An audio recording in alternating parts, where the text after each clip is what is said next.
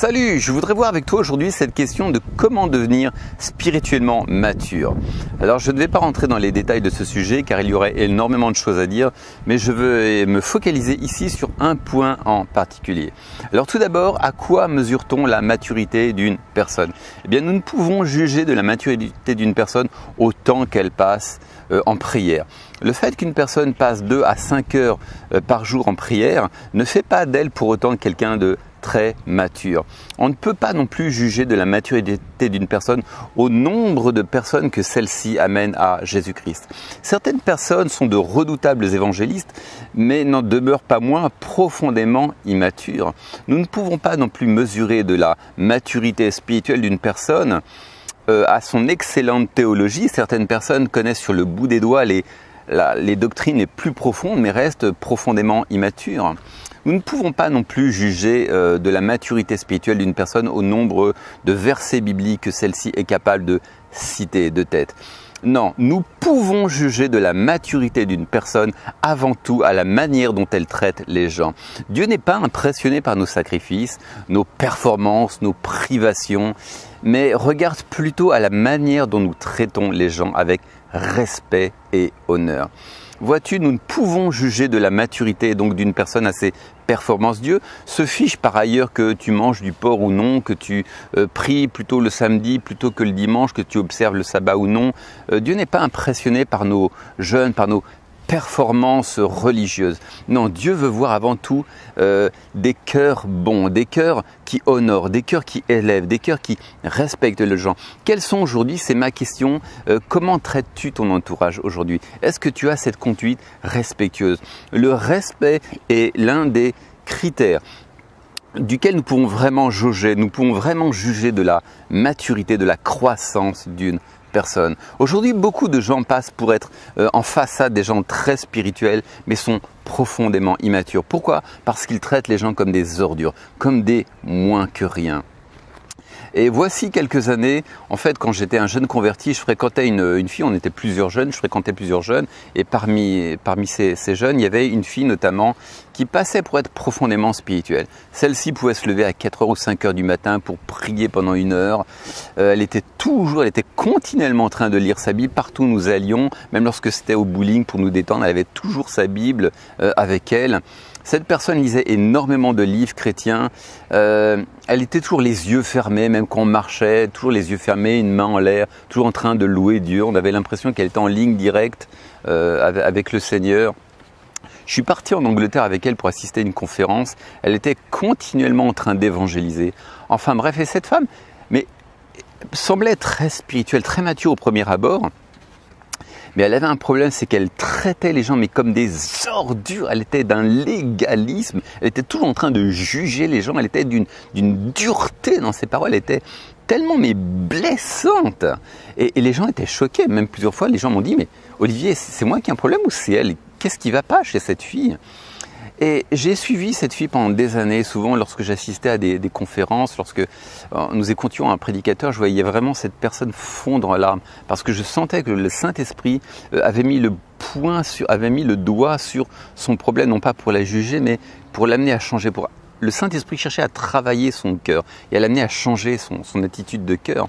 Et finalement, les années ont passé et cette fille n'a jamais changé. Elle traitait les gens comme des ordures. Elle était absolument infecte, elle était imbuvable. Et pourtant, cette personne redoublait dans les sacrifices, dans les performances religieuses. Et finalement, les années ont passé et cette fille a toujours refusé de traiter cet aspect-là de sa vie.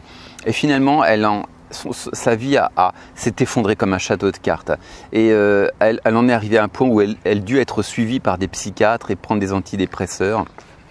Et j'ai le retrouvé 20-25 ans après et cette fille n'avait pas changé, elle avait juste changé sa manière de rejeter les gens. Elle n'insultait plus les gens, elle n'allait plus les accuser verbalement, mais elle les fuyait. En fin de compte, c'était à peu près la même chose. Et finalement, cette fille, j'ai appris qu'elle a sombré dans la folie, elle ne pouvait même plus travailler, elle vivait chez sa mère, elle a quitté son appartement parce qu'elle avait perdu toute autonomie. Elle avait sombré dans les problèmes psychologiques, quoi. Et elle passait ses journées à regarder le mur droit comme un piquet. Puis un jour, sa mère s'est absentée, elle est tombée, elle s'est effondrée et elle est morte.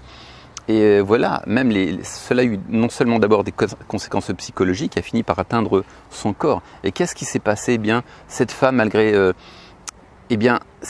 sa spiritualité de façade, a toujours refusé de marcher dans l'amour, de traiter les autres avec respect. Et cela a ouvert une porte à l'ennemi. Et c'est absolument pas Dieu qui l'a tué, qui lui a envoyé ces maladies psychologiques, mais c'est tout simplement elle qui s'est exposée à la main de l'ennemi. Et pendant plusieurs années, le Seigneur l'a protégée parce qu'il sait que nous avons parfois besoin de temps pour changer.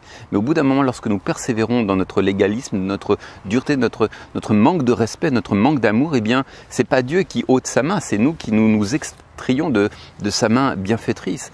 Et voilà ce que je veux dire, le point central, c'est que Dieu n'est pas impressionné par nos sacrifices, par nos performances religieuses, mais ce qu'il veut voir, c'est d'abord notre marche dans l'amour qui est le commandement le plus important, et notamment le respect, comment nous traitons les gens.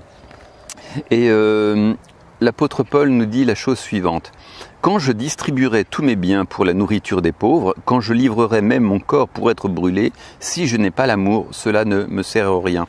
Donc tu peux très bien créer un ministère énorme pour distribuer de la nourriture aux pauvres, donner tous tes biens, même accepter de mourir en sacrifice, d'être brûlé pour ta foi en Jésus-Christ. Si tu n'as pas l'amour, Dieu n'a que faire de toutes ces choses. Vous savez, il y a des gens qui sont prêts à souffrir pour Jésus-Christ, qui sont très engagés d'un point de vue au niveau du Seigneur, dans l'église, dans leur église locale, mais qui manquent d'amour. Et cela n'impressionne pas Dieu. C'est pas moi qui le dis, c'est l'apôtre Paul lui-même parlant sous l'inspiration du Saint-Esprit.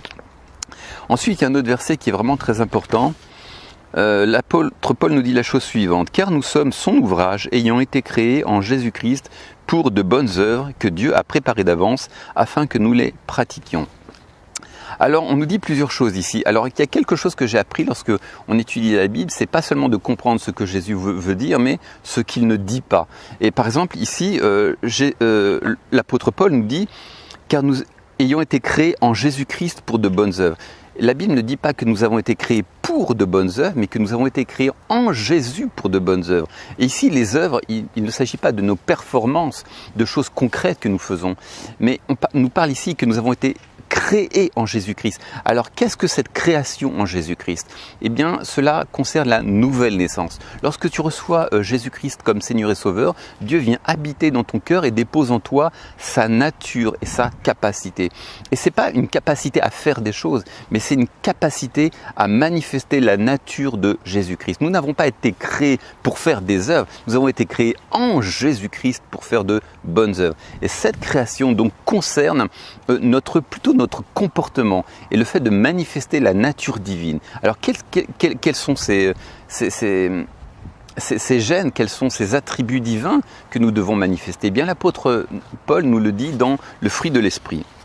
Et il nous dit c'est l'amour, la joie, la paix, la patience, la bienveillance, la bonté, la fidélité, la douceur, la maîtrise de soi. C'est vraiment le plus important. Nous avons été créés en Jésus-Christ pour manifester la joie, la douceur, la patience, la fidélité envers notre frère et sœur.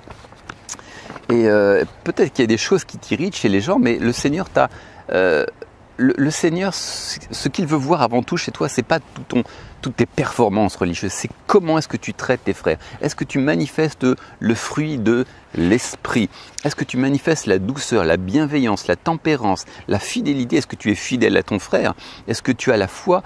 D'ailleurs, quand on parle ici de la foi, c'est pas seulement la foi en Dieu, c'est la foi en Dieu qui va changer le cœur de ton frère. Peut-être qu'il y a des choses qui t'irritent un petit peu, et bien plutôt que de vouloir lui tordre le cou, exerce ta foi en Dieu, sachant que le Seigneur, en son temps, va changer ton frère. Peut-être des petites choses qui t'énervent, mais bien plutôt que de vouloir partir à la foire d'empoigne, et bien exerce ta foi, sachant que en son temps, et bien Dieu va traiter chez ton frère ce qui t'énerve un petit peu. Et puis évidemment, l'amour, la fidélité, reste fidèle à ton frère. Exerce ta bienveillance, ta bonté. Et c'est pas une et c'est ça le plus important, c'est ça, faire l'œuvre de Dieu. Faire l'œuvre de Dieu, c'est manifester la nature de Jésus-Christ et notamment le fruit de l'Esprit. Aujourd'hui, il y a même des gens qui créent de big ministères, des églises de 2000, 3000, 5000 personnes, mais peut-être qu'ils traitent avec dureté les fidèles de cette église. Et Dieu n'est pas impressionné par les chiffres, Dieu est impressionné plutôt par nos rapports fraternels. Comment est-ce que nous manifestons la nature de Jésus-Christ? C'est ça, faire l'œuvre de Dieu. Et vous savez, le meilleur témoignage que nous puissions offrir au monde, c'est de manifester la nature de Dieu qui nous est communiquée par le Saint-Esprit. Lorsque Dieu a cherché des vases dans lesquels remplir sa gloire et donner au monde son Sauveur, c'est-à-dire Jésus-Christ, eh bien, il n'a pas utilisé les pharisiens. Il a utilisé le prophète Zacharie et son épouse Élisabeth. Il a utilisé Marie, Joseph, le vieux Siméon, la prophétesse Anne. Ces gens, c'était le petit peuple. C'était pas des gens, des universitaires bibliques. C'était pas des gens qui avaient la calebasse remplie de versets bibliques, qui avaient beaucoup de théologie, mais c'était des gens qui avaient bon cœur. Dieu les a utilisés parce qu'ils avaient un bon cœur. Les pharisiens qui avaient la tête remplie de versets bibliques, de doctrines religieuses, ces gens-là ont été disqualifiés parce qu'ils étaient durs.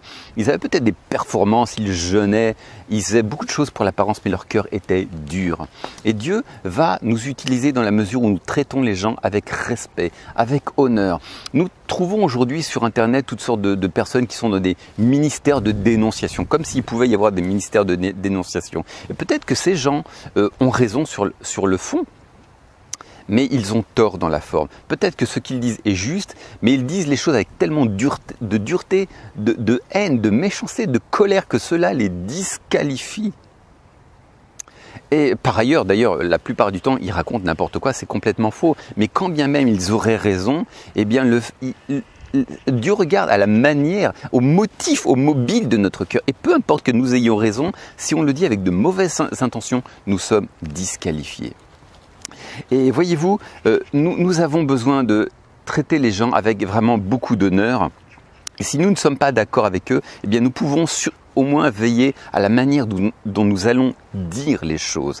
Nous pouvons faire en sorte de ne pas faire en sorte que les gens se dévalorisent à leurs propres yeux, est une mauvaise image d'eux-mêmes. Faisons attention aux paroles que nous disons. Lorsque nous élevons quelqu'un, nous ne semons pas seulement dans sa vie, mais c'est quelque chose que nous semons dans notre propre vie. Et ce que tu fais pour les autres, c'est quelque chose que Dieu va faire pour toi également.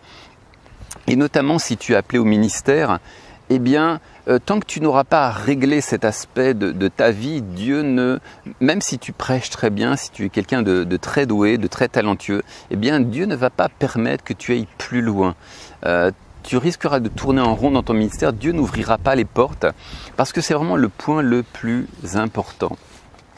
Et voici quelques années, donc j'ai commencé à exercer mon ministère de prédicateur dans une petite église congolaise. Et les Africains notamment sont vraiment des gens qui traitent avec beaucoup d'honneur les ministres de Dieu. Alors des fois il y a peut-être un petit peu d'excès, des fois on a tendance aussi à mettre sur un piédestal un petit peu trop, il y a un petit peu d'excès, mais c'est vraiment des gens qui honorent vraiment, qui savent honorer les pasteurs, les apôtres. Et un jour, il y a des gens qui ont commencé à m'appeler évangéliste Olivier. Et moi, je voulais être quelqu'un de simple, d'abordable. Je dis non, appelez-moi juste Olivier. Et là, le Seigneur m'a repris, il m'a dit non, Olivier, laisse-les t'honorer. Parce que lorsque ils t'honorent, c'est un moyen que j'utilise pour les bénir en retour. Donc ne les prive pas de cette opportunité de t'élever. Alors évidemment, élever entre guillemets, il ne s'agit pas non plus de soi-même se mettre sur un piédestal, se prendre pour un demi-dieu. Mais néanmoins, lorsque les gens vous honorent, eh bien c'est quelque chose que Dieu va utiliser pour les bénir. Alors à nouveau donc, je dis appelez-moi après tout évangéliste Olivier si vous le voulez. Alors je ne suis pas en train de dire maintenant que tu dois absolument être comme moi, faire précéder ton nom d'un article, mais comprends l'esprit de mon message. Et notamment, c'est un vrai problème parmi mes contemporains, parmi les Français, et peut-être les Blancs en général, c'est que on traite souvent les ministres de Dieu, les pasteurs, comme des potes de comptoir. Il y a beaucoup de familiarité. Et ça, c'est vraiment quelque chose que le Seigneur n'aime pas. Mes amis français, apprenez à respecter votre pasteur. Il ne s'agit pas non plus d'en faire un demi-dieu, mais apprenez à respecter les pasteurs, à leur parler non pas comme des potes de comptoir, à faire usage de familiarité, mais apprenez à respecter, à faire preuve de beaucoup d'honneur vos pasteurs. Enfin, en tout cas, vraiment ceux que Dieu a choisis pour prêcher, pour vous guider. Vraiment. Et j'avais entendu parler notamment d'une petite Brésilienne. Tu sais, c'est pas une question d'âge, etc. Mais c'est vraiment une question lorsque l'onction repose sur une personne. J'avais entendu parler d'une petite brésilienne, elle avait 10 ans, elle prêchait l'évangile. Et c'était une petite gamine toute simple aussi, vraiment, qui n'avait pas du tout la tête énorme. Mais lorsque sa maîtresse l'invitait à aller au tableau, elle disait « Oh, pasteur !» Il l'appelait pasteur, elle n'avait que 10 ans, elle jouait aussi à la poupée et tout, lorsqu'elle ne prêchait pas. Mais on l'appelait avec beaucoup de respect, on disait « Pasteur, allez !» Tenez, voici la craie, pasteur. Asseyez-vous, pasteur. Bonjour, pasteur. Il y avait beaucoup d'honneur. Apprenons à honorer les serviteurs. Et ce que vous faites, c'est quelque chose que Dieu va utiliser pour vous bénir en votre temps. Et je pense enfin à la prophétesse, non pas la prophétesse, c'était à la femme qui est venue à Christ un jour qui a brisé un vase de parfum aux pieds de Jésus. Et les pharisiens, eux, ne comprenaient pas l'honneur. Et quand ils ont vu ça, ils se sont dit « Ah, mais cette femme, c'est qui là? C'est une prostituée d'abord. » Effectivement, c'était une ancienne prostituée. Mais cette femme a brisé un vase de parfum sur les pieds de Jésus. Elle a voulu l'honorer. Et du coup, elle a attiré l'attention du Seigneur sur sa situation. Eh bien, apprends à honorer Jésus. Apprends à honorer les gens de ton entourage, les traiter avec le maximum d'honneur, de les élever par tes paroles. Eh bien, tu vas attirer l'attention du Seigneur sur ta situation. Vraiment, mes amis, Dieu n'est pas impressionné par vos performances, par vos jeûnes, par vos sacrifices, par votre bonne théologie, par le nombre de versets bibliques, par le temps que vous passez en prière, par le nombre de personnes que vous amenez à Christ. Dieu n'est pas impressionné par cela. Et la Bible nous dit la chose suivante, les exercices physiques sont utiles, mais à peu de choses. La piété, elle, est utile à tous égards.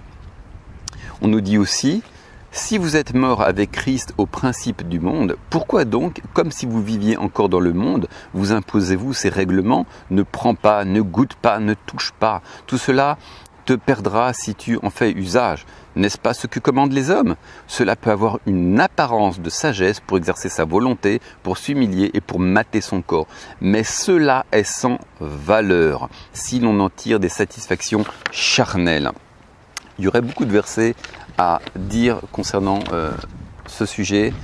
Et vraiment, Dieu n'est pas impressionné. Ce que Dieu veut voir, c'est d'abord le respect. C'est vraiment ça qui va faire de toi un chrétien mature. Après, il y aura d'autres choses à dire, mais je crois que le plus important, c'est vraiment ta marche dans l'amour. Apprends à honorer les gens, apprends à les élever, à les respecter, et Dieu te bénira en retour en son temps. Voilà.